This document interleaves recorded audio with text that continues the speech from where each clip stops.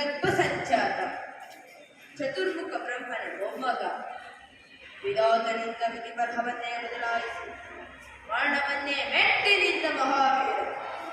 ಅದಿತಿಯ ಮಕ್ಕಳ ಅಟ್ಟಹಾಸವನ್ನು ಸುಟ್ಟು ಆದಿತ್ಯನ ಅಟ್ಟಹಾಸವನ್ನು ಮಟ್ಟ ಹಾಕಿದ ಸಾಹಸ.